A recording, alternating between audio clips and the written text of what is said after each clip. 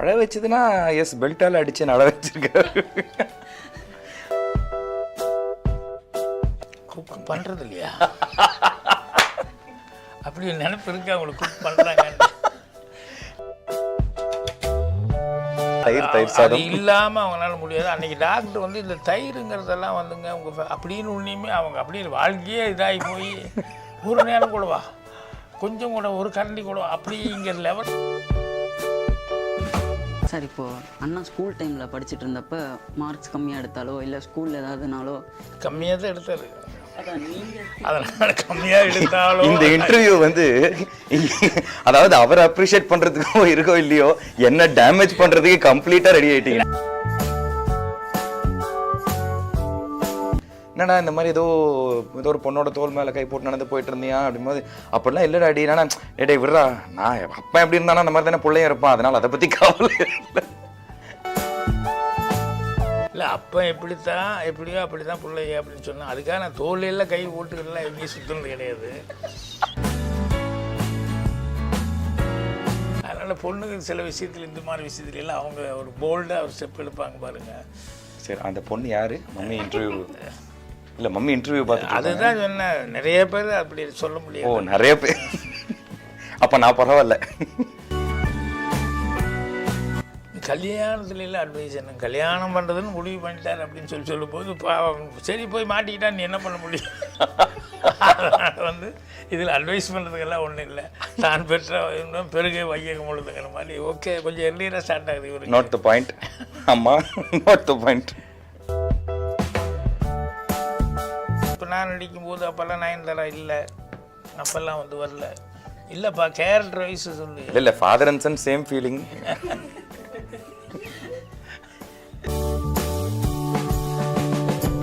ஆனால் பட் டெஃபினட்டாக he will come டெஃபினட்டாக.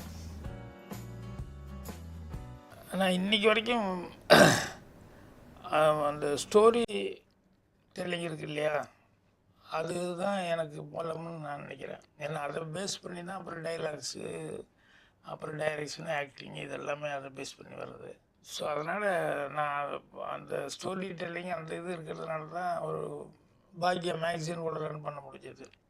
ஸோ 31 வருஷமாக அதை ரன் பண்ணிட்டுருக்கேன்னா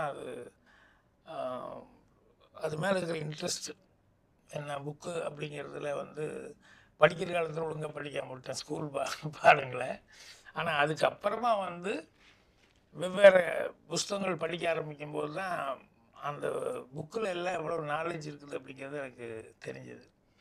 ஸோ படிக்கிற காலத்தில் அதை மிஸ் பண்ணால் கூட அதுக்கப்புறமா வந்து நிறைய கதை புக்கு அதெல்லாம் படிக்க ஆரம்பித்தோடனே அதில் டிஃப்ரெண்ட் டைப் ஆஃப் கேரக்டர்ஸ், அது ஒவ்வொருத்தரும் ஒவ்வொரு மாதிரி, எல்லோரும் எல்லா அனுபவத்தையும் பெற முடியாது இல்லையா. ஸோ இப்போ ஜெயகாந்தன் சார்னால் அவருடைய அனுபவங்கள் அது வேறு மாதிரி இருக்கும், காண்டேகர்னால் அவருடைய அனுபவங்கள் வேறு மாதிரி இருக்கும். அதே மாதிரி கல்கி சார் வந்து பொன்னியின் செல்வன் எழுதுறாருன்னா அவர் படிப்புங்கிறதுல வந்து அவர் பெரிய ஜீனியஸாக இருந்திருக்காரு. ஸோ இதெல்லாம் என்னென்னா இந்த அனுபவங்கள் வந்து ஒவ்வொருத்தரும் லைஃப்பில் அனுபவிக்கிறதுங்கிறது ரொம்ப கஷ்டம். ஆனால் இந்த அனுபவங்கள் வந்து புத்தகங்கள் மூலமாக அவங்கவுங்க எழுதுனதில் வந்து அந்த எக்ஸ்பீரியன்ஸ் வச்சு அவங்க எழுதியிருப்பாங்க. ஸோ அதை வச்சுக்கிட்டு நம்ம நிறைய விஷயங்கள் தெரிஞ்சிக்க முடியும். ஸோ அதுதான் பெரிய அசட்னு நினைக்கிறேன் நான். இல்லை பிடித்த விஷயங்கள்னால் நிறைய டேலண்ட் இருக்குது, அதுக்கான வாய்ப்புகள் இன்னும் கரெக்டாக வரல. எதுவுமே வந்து சினிமாவில் வந்து இந்த டைம்ங்கிறது ஒன்று வரும்போது தான் எதுவுமே ஒர்க் அவுட் ஆகும். இல்லைன்னா என்ன டேலண்ட் இருந்தால் கூட, அதாவது எப்பேற்பட்ட புத்திசாலி அதிர்ஷ்டசாலிக்கு முன்னால் கையெழுதி தான் நின்னாகணும் அப்படின்னு சொல்லுவாங்க. அந்த மாதிரி வந்து லக்குங்கிறது ஒன்று வேணும் சில நேரங்களில், என்ன நமக்கு டேலண்ட் இருந்தால் கூட. ஸோ எனக்கு வந்து அவனுக்கு அது கொஞ்சம் கம்மியாக இருந்தது அப்படிங்கிற மாதிரி நான் ஃபீல் பண்ணுறேன். இது வந்து என்னென்னா அவன் குறையில்லை, அதுக்கு அந்த கட்டம் சரியில்லாமல் போகிறதோ இல்லை கட்டம் வந்து நல்லா வர்றதோங்கிறதெல்லாம் அவங்கவுங்க கையில் இல்லை. ஸோ ஆனால் அதுக்கான டைமுகள் வரும். இப்போ நான்லாம் கூட ரொம்ப லேட்டாக தான் வந்து ஸ்ட்ரகிள் பண்ணி அதுக்கப்புறம் எர்லியராக வந்துட்டு சினிமாவுக்கு, அது வேறு. ஆனால் அந்த வர்றதுக்கு முன்னால் வந்து கிட்டத்தட்ட ஒரு 5-6 வருஷம் எவ்வளோ ஸ்ட்ரகிளிங் இருக்கணுமோ அந்த ஸ்ட்ரகிளிங் எல்லாம் இருந்தது. வேறு இவருக்கெல்லாம் வந்து என்னென்னா வந்து ஸ்ட்ரகிளிங் இருக்குது, வாய்ப்பு கிடைச்சி ஸ்ட்ரகிளிங் இருக்குது. எனக்கு வாய்ப்பு கிடைக்கிறதுக்கு ஸ்ட்ரகிளிங்காக இருந்தது. அது கிடைச்சோடனே டக்குன்னு நான் பாஸ் பண்ணி வந்துட்டேன். இவருக்கு வாய்ப்பு கிடைச்சிருச்சு, இன்னும் அதில் சைன் பண்ணுறதுக்கான ஒரு ஸ்ட்ரகிளிங் அந்த பீரியடு. மற்றபடி அவர்கிட்ட பர்ஃபார்மன்ஸோ இல்லை டான்ஸோ நாலேஜ் அதே மாதிரி ஸ்கிரிப்ட் நாலேஜ் கூட இருக்குது. ஆனால் அவர் அதுக்கு முயற்சி ரொம்ப கம்மியாக தான் பண்ணுறாரு ஸ்கிரிப்டுக்கு. ஆனால் ஏதாவது ஒன்று சொல்லும்போது கமெண்ட் அடிக்கிறதுல அதில் இதில் வந்து அதுக்கும் அந்த நாலேஜ் இருக்குது அப்படிங்கிற உலகமே இன்னைக்கு அப்படி தானே இருக்கு, என்ன பண்ணுறது, ஃபாலோ பண்ண முடியாது. அந்த நாலேஜும் இருக்குது அப்படிங்கிறத. ஸோ போக போக ஃப்யூச்சரில் என்ன விஸ்வநாதன் சொல்லுவாங்க இல்லையா, அவர் வந்து நடிக்கணும்னு வந்தாராம். அப்புறம் எங்கேயோ போய் எப்படி ஒரு ஓரமாக நின்று டீ காஃபி கொடுக்குறதுக்காக அப்படி இப்படி போயிட்டு வந்துட்டு இருக்கும்போது பக்கத்தில் இந்த கர்நாடிக் வாத்தியார் வந்து ஸ்கூல் சொல்லி கொடுத்துட்ருக்காரு. அதை ஓரமாக இருந்து பார்த்து அதுக்குள்ளே வந்து கடைசியில் பார்த்தா அதில் பெரிய கட்டிக்காரெலாம் வந்தாருன்னு சொல்லுவாங்க. இந்த மாதிரி நிறைய பேர் வந்து யாருக்கு எதில் வரும் அப்படின்னு சொல்ல முடியாது. அந்த மாதிரி அவனுக்கு டான்ஸோ இல்லை இது ஆக்டிங்கோ, நாளைக்கு வேறு ஏதாவது நான் சொல்ல மாதிரி ஒரு டைரக்ஷன் அது இது எப்படி வேணாலும் இது வேணாலும் வரலாம். ஆனால் பட் டெஃபினட்டாக ஹி வில் கம் டெஃபினட்டாக. நான் எப்படின்னா அவன் கையை ஊனி அவனே கரணம் போட்டு வரட்டும் அப்படிங்கிற மாதிரி தான் நான் ஃபீல் பண்ணேன். ஏன்னா எனக்கெல்லாம் வந்து ரொம்ப ஃபோர்ஸ் பண்ணாங்க, இதை பண்ணு அதை பண்ணு, இது பண்ணக்கூடாது இது பண்ணக்கூடாது அப்படி இப்படின்னு சொல்லிட்டு. ஸோ நான் வந்து அது மாதிரி நம்ம பண்ணக்கூடாது அப்படின்னு சொல்லிட்டு பேசிக்காக உனக்கு ஒரு படிப்பு கொடுக்கணும், அதுக்கு என்னால் முடிஞ்சது ஒரு நல்ல ஸ்கூலில் சேர்த்து விட்டு உனக்கு அதுக்கு என்ன உண்டோ அதை நான் ப்ரொவைட் பண்ணுவேன். ஸோ அதை முடிச்சுட்டு அதுக்கப்புறம் வேறு ஃப்யூச்சரில் என்ன பண்ணணும் அப்படிங்கிறத நீ தான் டிசைட் பண்ணிக்கணும் அப்படிங்கிற மாதிரி அப்படி விட்டுட்டேன். மற்றபடி நீ இதில் தான் வரணும் இதில் தான் போகணும் அப்படிங்கிற மாதிரி அப்படி கம்பல் பண்ணல. அப்போ ரெண்டாவது நான் அப்பாவாக ஆகிட்டா கூட அந்த நேரத்தில் கூட எனக்கு சினிமாவே கான்சன்ட்ரேஷனாக எனக்கு ரொம்ப இருந்துருச்சு. அது ஒரு பெரிய தப்பு. என்ன இதில் என்ன பண்ணுவோம், புதுசாக என்ன பண்ணுவோம், அதை என்ன பண்ணுவோம், இதை என்ன பண்ணுவோம். ஸோ அப்பாங்கிறத விட அந்த ஸ்தானத்தை வந்து பூர்ணிமா தான் எடுத்துக்கிட்டாங்க. ஸோ நான் செய்ய வேண்டியதெல்லாம் அவங்க தான் செஞ்சுக்கிட்டு இருந்தாங்க. ஸோ அந்த விஷயத்தில் நான் கொஞ்சம் வீக்கு தான். ஒரு கேள்வி ஒன்று இருந்திருக்கு. ஒரு டைமில் வந்து இவர் எப்பவுமே நிறைய படங்கள் இவரே வந்து நடித்து இவரே எழுதி இவரே டைரக்ட் பண்ணிட்டு இருந்தார். ஏன் இன்னொரு ஹீரோவோட இவரோட ஸ்கிரிப்டை இவர் வந்து எழுதி டைரக்ட் பண்ணணும்னு நினைக்கல அப்படிங்கிற ஒரு கேள்வி எனக்கு என்றைக்குமே இருந்திருக்கு. இல்லை அதுக்கு என்னென்னா, இப்போது எனக்கு நல்ல ஒரு பேர் வந்துட்டு இருக்கும்போது எல்லாம் பண்ணிட்டு இருக்கும்போது அது பீப்புள்கிட்ட அது டிமாண்டாக இருக்குதுங்கும் போது அதை நான் வந்து பண்ணேன். இப்போ நான் வந்து அடுத்தவங்களுக்கு நிறைய கதை எழுத முடியும், எல்லாம் பண்ண முடியும். ஏன்னா ஒரு பேசிக்காக ஒரு ரைட்டாக இருக்கிறதுனால. ஒரு விஜயகாந்துக்குன்னா சொக்கு தங்கம், ஒரு கமலஹாசன் அவர்கள் எங்கள் பாரதிராஜஸ் அங்கே டைரக்டர் பண்ணார் இல்லையா, அந்த காம்பினேஷன் அப்படின்னு சொல்லும்போது உடனே நான் வந்து அதுக்கு ஒரு கைதியின் டைரி இப்படியெல்லாம் கதை திங்க் பண்ண முடியாது. இது எனக்கு யாராவது வந்து நடிக்க கூப்பிட்றாங்கன்னா எனக்கு தகுந்த கேரக்டரைசேஷன் கிடைக்க மாட்டேங்குது. எனக்கு கிடைக்கிற மாதிரி இருந்ததுன்னா நான் போயிடுவேன். ஏன்னா என்னோடய டைப் கேரக்டரைசேஷனே கொஞ்சம் பெக்யூலராக இருக்கும். ஸோ அதனால் அது கிடைக்காததுனால எனக்கு நானே கிரியேட் பண்ணிக்கிட்டு இருந்தேன். அதுதான். இல்லைன்னா மற்றவங்களை வச்சு செய்யக்கூடாதுன்னு அப்படியெல்லாம் ஒன்றும் ஃபீலிங் இல்லை. பட்டு இப்போ எனக்கு ஆன் டிமாண்டாக நான் இருந்துகிட்டு இருந்ததுனால அதை நான் வந்து அதிகமாக பண்ணிக்கிட்டு இருந்தேன். சார் இப்போ பூர்ணிமா மேம் கிட்ட உங்களுக்கு பிடிச்ச டிஷ்ஷுனா நீங்கள் எதை சொல்லுவீங்க சார்? அவங்க குக் பண்ணுறதுல குக் பண்ணுறது இல்லையா அப்படி நினைப்பு இருக்கு அவங்களுக்கு குக் பண்ணுறாங்க எனக்கு வரல அப்படிங்கிறது. தயிர் வந்து அவங்க நல்லா ரொம்ப பிரியமாக தயிர் வந்து அவங்க ஆனந்தமாக சாப்பிடுவாங்க. இல்லாம அவங்களால முடியாது. அன்னைக்கு டாக்டர் வந்து இந்த தயிருங்கிறதெல்லாம் வந்துங்க அவங்க அப்படின்னு ஒன்றையுமே அவங்க அப்படியே வாழ்க்கையே இதாகி போய் ஒரு நேரம் கூடவா கொஞ்சம் கூட ஒரு கரண்டி கூட அப்படிங்கிற லெவல் வாழ்க்கையே வந்து இதாகி போய் அப்புறம் யாரோ இன்னொரு டாக்டர் சொன்னதுக்கப்புறம் இந்த டாக்டர் நல்ல டாக்டர் எனக்கு கொஞ்சமாக சேர்த்துக்கலாம் அப்படின்னு. அந்த மாதிரி அவங்க வந்து சாப்பாடு விஷயத்தில் வந்து ஆனால் எனக்காக வந்து நான் சிக்கன் எல்லாம் விரும்பி சாப்பிடுவேன்ட்டு ஒரு டைம்ல எல்லாம் வந்து எனக்காக என்ன பண்ண பொண்டாட்டிங்கிற முறையில் என்னைக்காவது செஞ்சு போடணுமே அப்படிங்கிற ஒரு ஆசை இருக்கும் இல்லையா.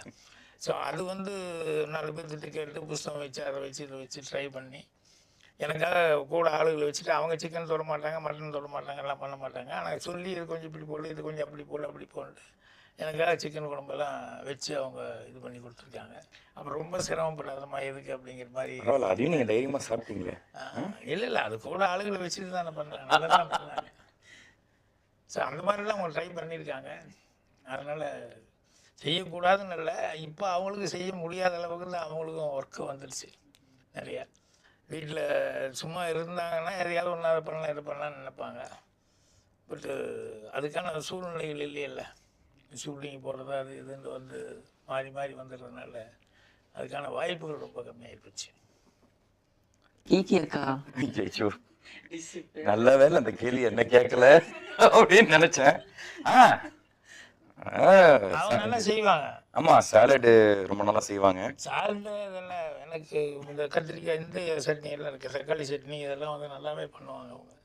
சப்பாத்திக்கு தக்காளி சட்னி அதெல்லாம் சமையல்காரமாக சொல்லுவாங்க, இது தீட்டி அவங்க பண்ணாங்க அப்படி இப்படின்னு சொல்லிட்டு நைட் பண்ணி வைப்பாங்க. நைட்டு சாப்பிடுவோம், காலையிலையும் சாப்பிடுவோம். அதான் வேற வழி இல்ல, மாமனார் மாமியாருக்கு எல்லாம் சமைச்சு தரணுங்கிறதுக்காக வந்து இதெல்லாம் கத்துக்கிட்டாங்க. நல்லா சமையல் பண்ணுவாங்க. ஆமா. அதனால அடிக்கடி அங்கே போயிட்டு அங்கேயும் நல்லா சாப்பிட்டுக்கிட்டு எங்களுக்கு கொஞ்சம் அப்பப்போ எடுத்துக்கிட்டு வருவாப்புல.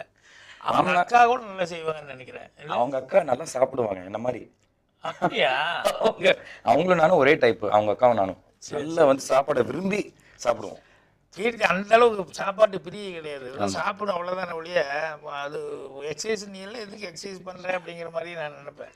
உனக்கு டயட் இருக்குது அது எதுக்கு இருக்குன்னு. அந்த அளவுக்கு உடம்பு வந்து ஸ்லிம்மாக இருந்துட்டு இருக்கு. உங்களுக்கு என்ன ஃபேவரட் டிஷ்?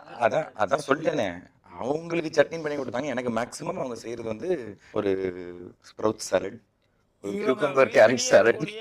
ஒரு கரெக்டான ஒரு டாக்டர் மாதிரி அவங்க. ஆமா, ஒரு கண்ட்ரோலாக இருக்கிறதுங்கிற மாதிரி சட்டம் இல்லைன்னு சொல்லுவாங்கள்ல, இது வேண்டாம் அது வேண்டாம் அது வேண்டான்ட்டு. அதனால் எதாக இருந்தாலும் இவர் சாப்பிட்றது எங்களுக்கு தில்லுத்தனமாக தான் ஏதாவது சாப்பிட முடியுமோ ஒழிய மற்றபடி. ஆமா, அப்பப்போ எங்க அம்மா மாட்டி விட்டுருவாங்க, கீழே அவன் கொஞ்சம் பாதுகாப்பு எடுத்து சாப்பிட்டான் பாரு அப்படின்னு. சமையல் முதல் கூட எல்லாத்துக்கிட்டையும் அந்த பொண்ணு சொல்லி வச்சிருக்கோம். அதனால எங்க கொஞ்சம் ஏதாவது தொட்டா கூட என்ன அப்படின்ட்டு வந்து உடனே கேள்வி கேட்டோம். சார் இப்போ அண்ணா ஸ்கூல் டைமில் படிச்சுட்டு இருந்தப்ப மார்க்ஸ் கம்மியாக எடுத்தாலோ இல்லை ஸ்கூலில் ஏதாவதுனாலோ? கம்மியாக தான் எடுத்தாரு. கம்மியாக எடுத்தாலும் இந்த இன்டர்வியூ வந்து அதாவது அவரை அப்ரிஷியேட் பண்றதுக்கு இருக்கோ இல்லையோ, என்ன டேமேஜ் பண்றதுக்கு கம்ப்ளீட்டா ரெடி ஆயிட்டீங்க. ஆனாலும் டிகிரி முடிச்சுட்டாருங்கிறது எனக்கு பெரிய ஆச்சரியம். இன்னைக்கு வரைக்கும் எப்படிதான் ஒரு டிகிரி முடிச்சாரு அப்படின்னு சொல்லி. ஏன்னா நான் இப்படி கொண்டு போய் லயல்ல காலேஜில் கொண்டு போய் டே கிளாஸில் கொண்டு போய் டே காலேஜ் டே ஸ்காலரில் கொண்டு போய் சேர்த்து விட்டு வந்துட்டேன். அடுத்த நாளில் வந்து போகல, காலேஜுக்கு போகலையா இல்லை அப்படின்னா, காலேஜுக்கு சேர்த்து விடனே இல்லை அங்கே தான் படிக்கிறேன் அப்படின்னு. போவே இல்லையா அப்படின்னு. சாயங்காலம் நேரத்துக்கு போவோம். சாயங்காலம் நேரத்துக்கு எதுக்கு போகிறாரு அப்படின்னு.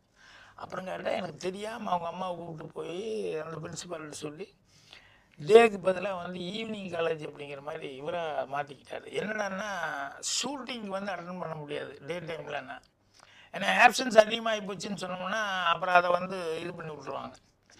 அப்போ அது மாதிரி வந்து சிபி அப்படி மாட்டிக்கிட்டான். ஸோ அடுத்தவங்ககிட்ட இருந்து நல்ல எக்ஸ்பீரியன்ஸ் எப்படி கற்றுக்கிட்டாரு பாருங்க. காலேஜோட மொத்த ரகசியத்தையும் வெளில உடச்சிட்டீங்க. அடுத்தது வர சினிமா பசங்க யாரும் அந்த காலேஜில் போய் சேர்ந்தாலும் ஒத்துக்க மாட்டாங்க இனிமேல். இல்லை அது உண்மையிலேயே எனக்கு இப்படி போயிட்டு இப்படி திரும்பி வர்றதுக்குள்ளே வந்து இப்படி மாற்றிக்கிட்டாருங்கிறது எனக்கு பயங்கர ஷாக்காக இருந்தது. என்னென்னு நடிக்கிறது இடைஞ்சலாக இருக்கும், அந்த சிபிக்கு இப்படி ஆகி போச்சு அப்படி இப்படின்னு சொன்னேன். ஆனால் சிபி அதே மாதிரி அவன் எப்படியா டிகிரி முடிச்சிடணும்னு அவன் ஆசைப்படலாம். ஆனால் போகும்போது போய் பார்த்தா இவன் மட்டும்தான் பெரிய ஆளாக இருக்கான். இந்த நந்தகோபன் நான் இதில் வந்து சுந்தரகாண்டத்தில் வந்து கூப்பிடுவான்ல, டே சண்முகமணி அப்படின்னு சொல்லி ஒரு பையனை கூப்பிடுவான்ல, நான் வாத்தியாராக வந்தேன். அந்த மாதிரி இருக்கிறதுலையே சிபி தான் பெரிய ஆளாக. சும்மாவே அவங்க ஆர்ஜின் அவங்க அப்பா எல்லாம் ஆகிட்டு அது மாதிரி சிபி இப்படி போய் உட்காந்து எல்லாம் இத்தனை சோல் இருக்கானுங்க. இவன் எப்படி ஈவினிங் காலேஜில் போய் படிக்கிறது மறுபடியும் சேர்ந்து. ஸோ அவன் நான் அதுக்காகவே வைக்கப்பட்டுக்கிட்டு அவன் இல்லை இப்படியெல்லாம் போய் நான் மறுபடியும் சேர்ந்து படிக்க முடியாது அப்படின்னு சொல்லிட்டு அப்புறம். ஸோ அதனால் இவர் பேசிக்கலி என்னன்னா ஈவினிங் காலேஜ்லாம் வந்து கொஞ்சம் லீனியண்ட்டாக இருப்பாங்க அட்டெண்டன்ஸில். ஸோ அது சிபியில் அட்வைஸ் பண்ணி தான் நான் போய் மாற்றினேன். சொன்னால் மச்சி தயவு செஞ்சு நீங்கள் வந்து டே காலேஜ் எடுத்தால் உன்னால் நடிக்கவே முடியாது, காலேஜ் முடிச்சதுக்கப்புறம் தான் நடிக்க முடியும், நடிக்கிற ஐடியாவில் இருந்தால் இப்போ ஈவினிங் காலேஜ் மாற்றிடு அப்படின்னு சொன்னான். ஸோ அதனால அதில் பின்னாடி தான் வந்துருக்குன்னு நினைக்கிறேன். இவன் விஜயெல்லாம் நடிக்கும்போது அப்படிலாம் கிடையாதுல்ல. இல்லை அப்போல்லாம் எனக்கு தெரிஞ்ச மெட்ராஸ் யூனிவர்சிட்டி மட்டும்தான். இல்லை விஜய் அங்கே படித்தப்படி இல்லை. ஆமாம், பட் அதெல்லாம் ஈவினிங் காலேஜ் தான் நினைக்கிறேன். என்னவோ தெரியல, அப்போல்லாம் இருந்த சிஸ்டம் மாறி போய் இப்போ வேறு மாதிரி ஆகிப்போச்சு. நான் இப்போது அப்பாட்ட நீங்கள் எந்த ஒரு விஷயம் பயப்படாமல் சொல்லுவீங்களா இல்லை அம்மாட்ட சொல்லுவீங்களா? அம்மா கிட்ட தான் எல்லாமே ஷேர் பண்ணுவாங்க. அம்மா கிட்ட தான் ஃப்ரெண்டு மாதிரி எல்லாத்தையும் ஷேர் பண்ணுவேன். அப்பா முதல்ல ஆன்சர் சொல்லிட்டாரு. ஓ இது சொல்லிட்டாரா? என்கிட்ட சொல்ல மாட்டாரு. அந்த மாதிரி கேட்கும்போது அது சரியாக வராது அப்படின்னு. இல்லை கல்யாணம் முதற்கொண்டு எல்லாமே அவங்க அம்மா மூலமாக தான் எனக்கு தெரியும். அவன் லவ் பண்ணுறான் அப்படின்னு சொன்னால் ஒரு லவ் பண்ணுறான்னா யார் அதுக்கு வந்து பொண்ணு கீர்த்தி என்ன இருந்தால் உங்கள் படம் ஆங்கரிங் நீங்கள் போகிற நிகழ்ச்சியில் ஆங்கரிங் பேசுவாங்கல்ல, நாளைக்கு வரல அப்பா ஜட்ஜாக இருந்தார் அப்போ அப்படின்னு. அதை விட பெரிய காமெடி நான் அந்த எல்லைக்கே பெருசாக போய்க்கிறது இல்லை. அன்னைக்கு யாரோ வந்து ஏதோ பேசும்போது ஏதோ ஒரு ஃபங்க்ஷனு, அப்போ வந்து எங்கிட்ட வந்து யார் கண்ணன் வந்து கேட்டார், சார் நீங்கள் இஃப் யூ டோன்ட் மைண்ட் உங்கள் சம்மந்தி அவங்கள கூப்பிடலாமா அப்படின்னு. நான் சொன்னேன் இந்த ஃபங்க்ஷனுக்கு சம்மந்திக்கு என்னடா சம்மந்தம் இருக்குன்னு எனக்கு ஒன்றுமே புரியல. என்ன சம்மந்தி எதுக்கு கூப்பிடலாமான்னு சொன்னேன். பாலுமேந்திர சாரோட ஃபங்க்ஷன்ல. இல்லை இல்லை, மகேந்திரன் மகேந்திரன் சார் கரெக்ட். நினைவாஞ்சலி கூட்டத்துக்கு சம்பந்தி அவங்களை கூப்பிடலாம். சம்பந்தி இருக்கு, என்ன சினிமா என்ன சம்பந்தம், எனக்கு ஒன்றுமே புரியலையே அப்படின்னு. அப்புறம் பார்த்தா சம்பந்தி அம்மா வந்து அவங்களும் ஒரு காலத்தில் ஹீரோயினே ஆக்ட் பண்ணிக்கிறாங்க. அவர் மகேந்திரன் சார் படத்துலையும் பண்ணியிருக்காங்க. பூட்டாத பூட்டு. எனக்கு அதெல்லாம் தெரியவே தெரியாது. நான் இந்த பொண்ணுக்கு அம்மா அப்படிங்கிறது டான்ஸர், இவன் போய் டான்ஸ் கற்றுக்கிட்டு இருந்தான். ஸோ அவங்க வீட்டில் இப்போ எல்லாமே டான்ஸர் தானே எல்லாருமே. ஸோ அவ்வளோதான் தெரியுமே ஒழிய இந்த மேட்ரு எனக்கு தெரியாது. அன்னைக்கு அவர் கேட்கும்போது தான், ஓ அம்மா அவங்க அம்மா ஆக்ட் பண்ணிக்காங்களா அப்படின்னு சொல்லிட்டு பூர்ணிமா கிட்ட வந்து கேட்டுக்கிட்டு இருந்தேன். ஸோ எது வேணுமோ தெரிஞ்சுக்குவோம், சிலதெல்லாம் இது வேண்டியதில்லைங்கும் போது அது பெருசு. அதோட எப்பிக்காக எனக்கு ஒரு வாட்டி ஒரு அட்வைஸ் கொடுத்தாரு. வந்து 8th ஸ்டாண்டர்டு, ஆமாம் 8th or 9th படிச்சுட்டு இருந்தேன். சின்ன வயசுலேருந்து கீர்த்தி பழக்கம். ஸோ அந்த 6th 7th 8th அந்த 8th 9th அந்த ஸ்டேஜில் தான் வந்து நாங்களாம் சேர்ந்து வெளில சுற்ற ஆரம்பித்தோம். அப்போ வந்து நான், கீர்த்தி, அவங்க சிஸ்டர் காயத்ரி, ரகராம், அப்புறம் இன்னொரு கசின், கொஞ்சம் நிறைய காமன் ஃப்ரெண்ட்ஸ், எப்பவுமே ஒரு கேங்காக தான் சுற்றுவோம். என்றைக்குமே வந்து நாங்கள் தனியாகவே சுற்றினதில்லை. அது இன்க்ளூடிங் லவ் பண்ண ஆரம்பிச்சதுக்கப்புறம் கூட வந்து ஒரு கேங்காகவே சுற்றிட்டு இருக்கோம். 8th ஸ்டாண்டர்டில் ஒரு வாட்டி வந்து ஏதோ ஒரு இடத்துல நைட்டு சாப்பிட நடந்து போயிட்டு இருந்தோம். ஈவினிங் 7:45 8 o'clock போய் சாப்பிட்டு போயிட்டு வந்துட்டோம். வீட்டுக்கு வந்தால் அம்மா என்ன கேட்டாங்க, என்னடா காலையில் 2:45 ஏதோ ஒரு பொண்ணோட தோல் மேலே கை போட்டு நடந்து போயிட்டு இருந்தேன் அப்படின்னு. சொன்னேன் 2:45 நான் எங்கம்மா அப்படின்னு. இல்லை ஸ்டெல்லா மேரிஸ்க்கு ஆப்போசிட்டில் இருந்தேன். அப்போ தான் எனக்கு ஸ்ட்ரைக் ஆச்சு, யாரோ கீர்த்தியோட என்னை பார்த்துட்டாங்க. பட் ஆனால் தோல் மேலாம் ஒன்றும் கை போட்டாங்க. நாங்கள் ஏதோ கேஷுவலாக தான் நடந்து போயிட்டு இருந்தோம். அதை வந்து என்னென்னா இவரோட மேகசீனோட பிரிண்டர் யாரோ பார்த்து எங்கள் அங்கிள் கிட்ட சொல்லி, அங்கிள் வந்து அம்மா கிட்ட சொல்லி, அம்மா இந்த மாதிரி கேட்டாங்க, இது ரொம்ப தப்பு, நான் அப்பா கிட்ட சொல்ல போகிறேன்ட்டாங்க. நான் போச்சுடா, அப்பா கிட்ட வேறு சொல்கிறாங்களா, என்ன அப்புன்னு தெரியலன்னு பார்த்தா நான் படிச்சுட்டு இருந்தேன். கரெக்டாக இவர் ஹைதராபாத்தில் ஷூட்டிங் ஃபோன் பண்ணுறாரு. என்னடா இந்த மாதிரி ஏதோ ஒரு பொண்ணோட தோல் மேலே கை போட்டு நடந்து போயிட்டு இருந்தியா அப்படின்போது, அப்படிலாம் இல்லைடா அடி, என்னன்னா ஏடே விடுறா, நான் அப்பா எப்படி இருந்தானா அந்த மாதிரி தானே பிள்ளையும் இருப்பான், அதனால் அதை பற்றி கவலை. ஆனால் இந்த வயசுல வந்து படிக்கிற டைம்ல வந்து அதில் ஃபோக்கஸ் பண்ணு, மற்ற விஷயங்களை ஃபோக்கஸ் பண்ணாத அப்படின்னு மாதிரி ஒரு அட்வைஸ் கொடுத்தாரு. தேங்க்யூ டாடி, நல்ல அட்வைஸ். இல்லை அப்போ எப்படியோ அப்படிதான் பிள்ளைய அப்படின்னு சொன்னேன். அதுக்காக நான் தோல்லையெல்லாம் கை போட்டுலாம் எங்கேயும் சுற்றுனது கிடையாது. என்னை லவ் பண்ணுற பொண்ணு சைட் அடிக்கிற பொண்ணாக இருந்தால் கூட ரோட்டில் பேசுறதுக்கு ரொம்ப யோசிப்பேன் நான். இந்த விஷயத்தில் பொண்ணுங்கள்லாம் ரொம்ப பயங்கரம். அது வீட்டு வாசலில் இருக்கும், நான் சைக்கிள் அப்படியே வருவேன், ரோடு யாரும் இல்லைன்னா அப்படி பார்த்து மெல்ல லெட்டர் அப்படி நீட்டலான்னா அந்த பொண்ணு டக்குன்னு அப்படி வாங்கிக்கும். அது வீட்டு வாசலில் இருக்கும், சைக்கிள் அப்படி வருவேன், திடீர்னு எதிர்த்தாப்புல எவனா ஒருத்தன் வந்துடுவான், சைக்கிள் இப்படி வேகமாக வந்து லெட்டர் எடுத்து டக்குன்னு மடிச்சுட்டு அப்படியே போயிடுவேன். அந்த பொண்ணு வாசல் வரைக்கும் வந்துட்டு பார்க்கும், யாரோ வந்தாங்கன்னு போயிடும். அப்புறம் 2வது தடவை இப்படி வருவேன், இந்த பக்கம் இருந்து எவனா ஒருத்தன் வந்துடுவான், பக்கத்தில் கொடுக்கலான்னு வந்து மறுபடியும் ஓட்டிடுவேன். 3வது தடவை அந்த பொண்ணு டப்புன்னு அதே ரோட்டுக்கு வந்து சைக்கிள் நிறுத்திடுச்சு. இவ்வளோ பயம் இருக்குல்ல உனக்கு இருக்கு லவ் அப்படின்றது. அவமானம்னா அப்படி ஒரு அவமானமாக இருந்தது. அதனால் பொண்ணுங்கிற சில விஷயத்தில், இந்த மாதிரி விஷயத்துலாம் அவங்க ஒரு போல்டாக ஒரு ஸ்டெப் எடுப்பாங்க பாருங்க. சரி, அந்த பொண்ணு யாரு? மம்மி இன்டர்வியூ இல்லை, மம்மி இன்டர்வியூ பார்த்து அதுதான் சொன்னேன். நிறைய பேர் அப்படி சொல்ல முடியாது. நிறைய பேர். அப்போ நான் பரவாயில்ல.